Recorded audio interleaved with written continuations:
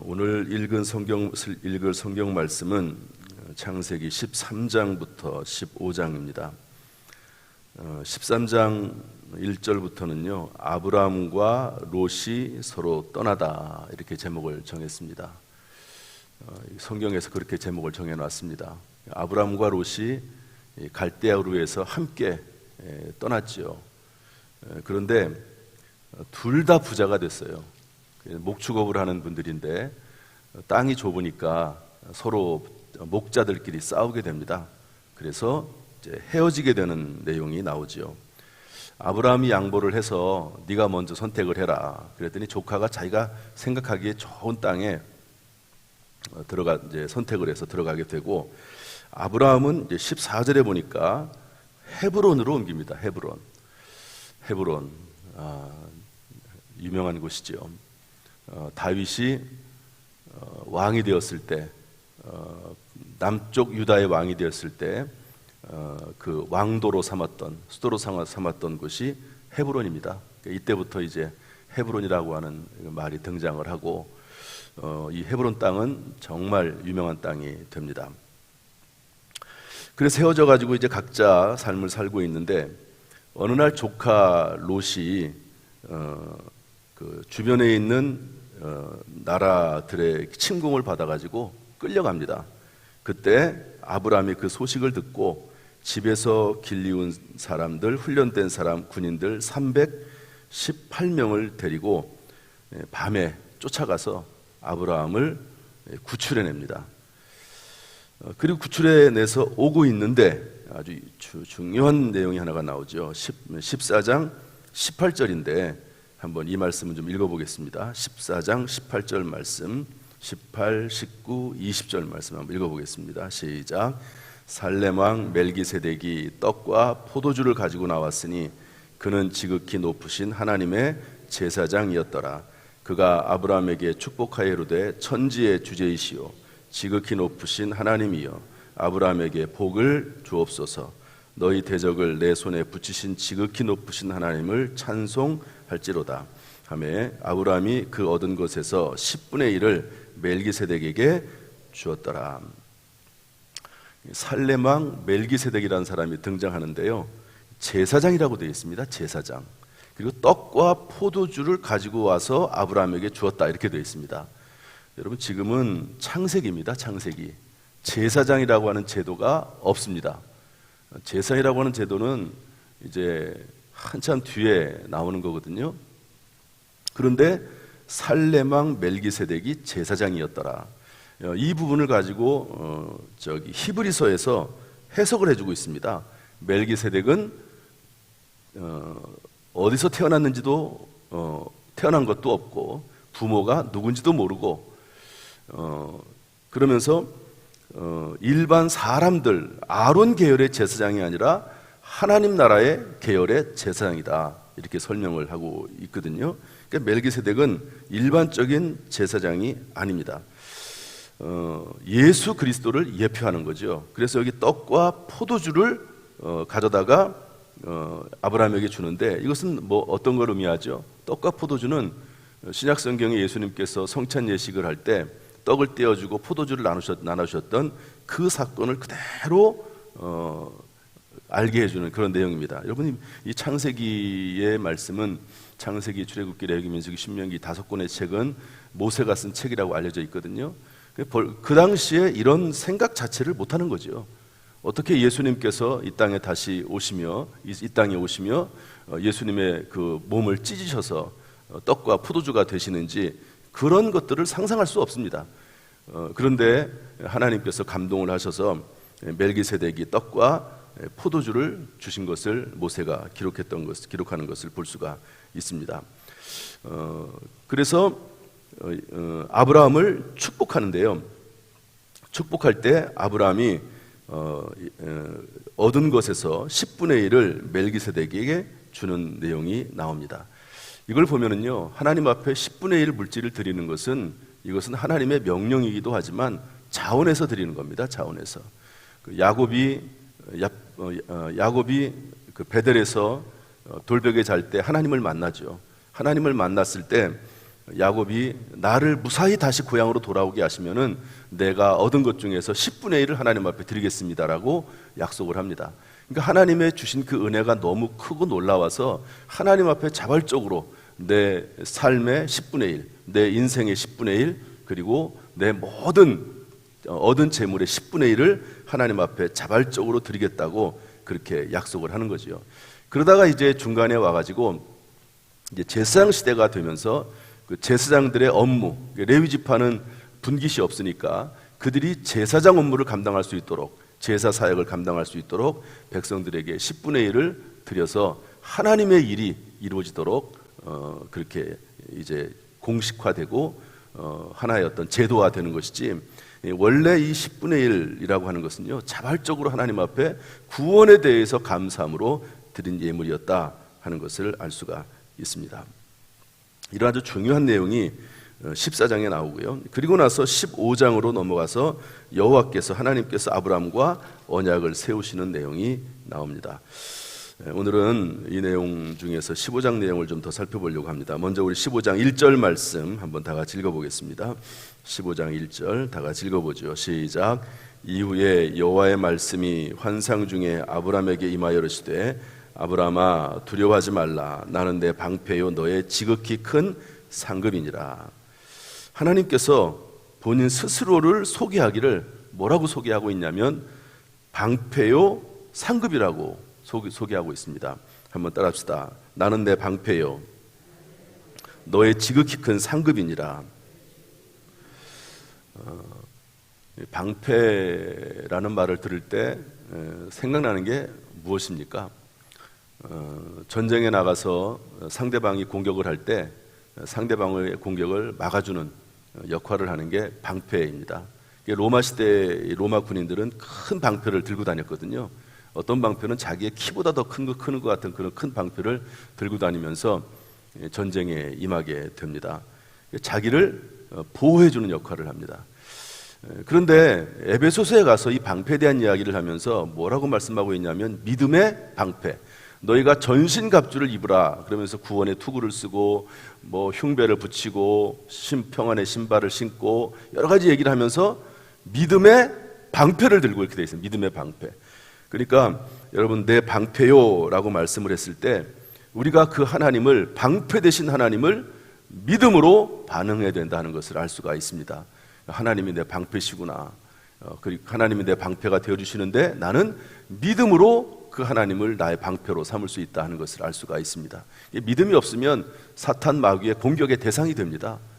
그래서 여러분 선악과를 따먹은 하와 같은 분은 말씀에 대한 지식도 없고 거기에 따른 믿음도 없기 때문에 결국에는 말씀을 어기고 하나님의 말씀을 어기는 가운데 에덴 동산에서 쫓겨나는 것 아닙니까?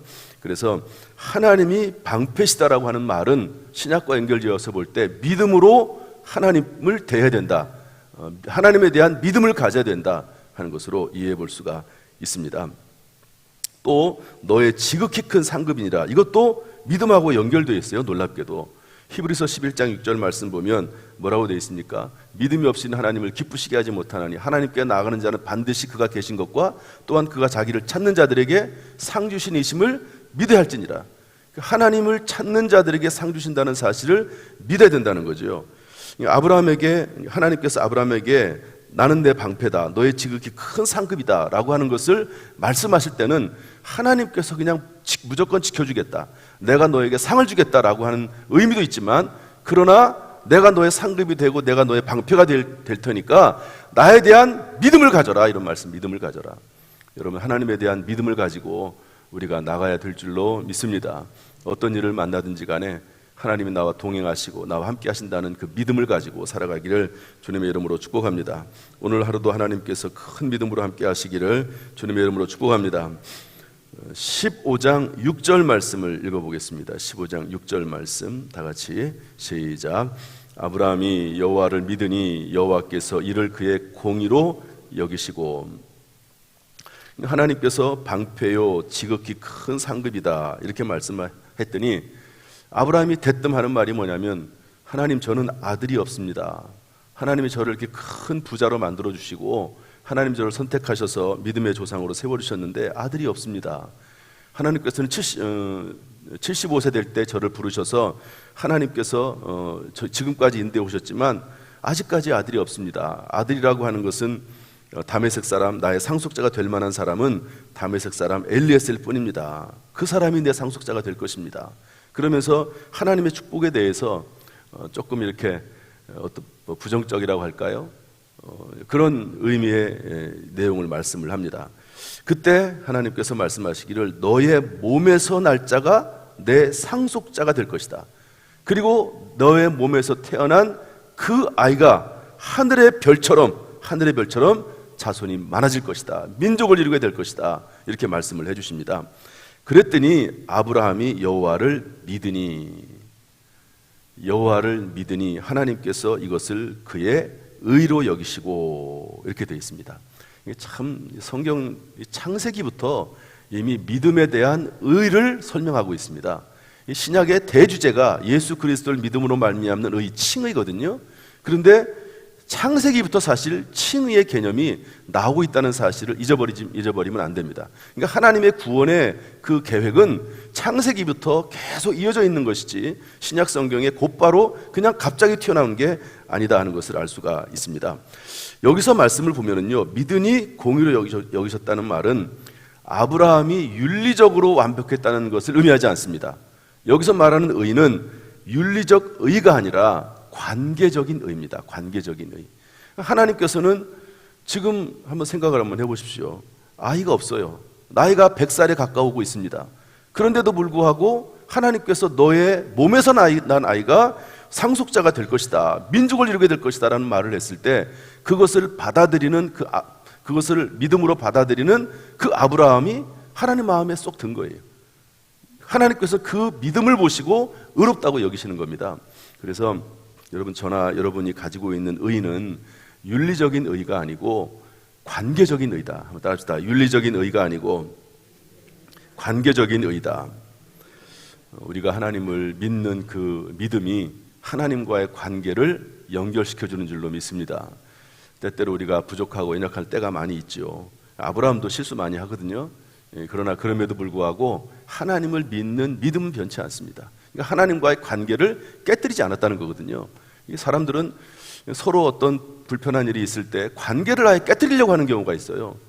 그러나 사람이 다 약하다는 것을 전제로 하고 하나님과의 관계를 하나님이 깨뜨리지 않으시잖아요. 우리도 하나님과의 관계를 깨뜨리지 않고 그렇게 살아나가면 하나님께서 의롭다고 여기시고 인도하시는 것처럼 우리의 의가 하나님께 있다, 하나님과의 관계적인 의다 하는 것을 생각하면서 늘 하나님과 그럼에도 불구하고 동행하는 삶을 살아야 될 줄로 믿습니다. 하나님 앞에서 우리가 완전하면 얼마나 완전하겠습니까? 하나님 앞에서 우리가 윤리적으로 깨끗하면 얼마나 깨끗하겠습니까? 하나님 앞에서 볼 때는 다 죄인이고 하나님 앞에 나갈 수 있는 사람이 한 명도 없습니다. 하나님께서 우리를 믿음을 보시고 관계적으로 의롭다 하신다 하는 것을 우리가 잊으면 안 되고요. 이 개념은 창세기부터 요한계시록까지 계속 이어져 있는 겁니다. 하나님의 구원 계획 가운데 들어가 있는 것이죠. 절대로 하나님으로 인해서 낙심하지 말고 또 나의 연약함으로 인해서 낙심하지 말고 그럴수록 더 예수 그리스도를 의지할 수 있기를 주님의 이름으로 축복합니다. 오늘 이 말씀 속에서 나에게 주시는 교훈은 뭔가, 따라야 할 본보기는 뭔가, 15장 1절부터 6절 말씀에 보면 신약성경에도 나오는 말씀인데요, 바랄 수 없는 중에도 하나님의 말씀을 믿었다 하는 것이 아브라함의 중요한 모습입니다. 한번 따라합시다. 바랄 수 없는 중에도 하나님의 말씀을 믿었다. 15장 1절에서는 뭐라고 말씀하고 있냐면 두려워하지 말라 이렇게 말씀하고 있습니다. 여호수아 1장 9절 말씀 보면 두려워하지 말라, 두려워하지 말라. 여러분, 하나님을 믿고 바랄 수 없는 중에도 하나님의 말씀을 믿고 따르는 가운데 두려워하지 않는 그런 삶이 저와 오늘날의 삶이 되기를 주님의 이름으로 축복합니다. 하나님께서 여호수아에게 말씀하시기를 두려워하지 말라, 놀라지 말라, 내가 너와 함께함이니라. 하나님의 말씀을 붙잡고 좌로나 우로나 치우치지 말라. 이 말씀을 묵상하고 이 말씀대로 지켜 행하라. 그리하면 내가 평탄하게 될 것이고 형통하리라 약속을 했습니다. 여러분, 어떤 상황 가운데서도 말씀 잃어버리지 않고 말씀 놓치지 않고 말씀 붙잡고 살아가는 저와 여러분 될 수 있기를 주님의 이름으로 축복합니다. 기도하겠습니다. 하나님 아버지, 하나님께서는 아브라함을 사랑하셔서 부르셨습니다. 그러나 연약한 모습, 또 심지어는 죄악된 모습을 보일 때도 있었지만, 그러나 늘 하나님을 가까이 하고 하나님을 믿는 믿음을 보시고 하나님께서는 아브라함에게 의롭다고 칭하셨습니다. 하나님, 우리가 늘 부족하고 연약합니다. 그러나 하나님을 믿는 믿음 안에서 늘 하나님과 동행하고 하나님과 더 가까이 갈 수 있도록 하나님 은혜를 베풀어 주옵소서. 오늘 하루도 주 안에서 평안하게 하시고 승리하게 하시고 주 예수 그리스도의 도움을 받아 살아가는 우리 모든 성도가 다 되도록 인도하여 주옵소서. 특별히 이제 팔라완 영어 선교 캠프 가는 날이 얼마 남지 않았사오니 하나님이여 잘 준비되게 하시고 안전하게 하시고 참으로 인생의 커다란 선한 전환점이 될 수 있도록 주여 은혜를 베풀어 주옵소서. 70주년을 준비하고 있습니다. 사무총회를 준비하고 있습니다. 하나님 아버지, 이번에 할 사무총회는 70주년을 준비하는 사무총회이오니 하나님이여 지혜를 주시고 능력을 주시고 잘 준비되게 하시고, 그리고 하나님이 기뻐하시는 모든 계획이 될 수 있도록 하나님 역사하여 주옵소서. 오늘도 이 새벽에 나와서 기도할 때마다 기도의 영으로 함께 하시기를 간절히 원하오며 예수님의 이름으로 축복하며 기도하옵나이다. 아멘. 이제는 우리 주 예수 그리스도의 은혜와 아버지 하나님의 무한하신 사랑과 성령님의 교통하심이 우리 모든 성도들에게 함께 하시기를 간절히 축원하옵나이다. 아멘.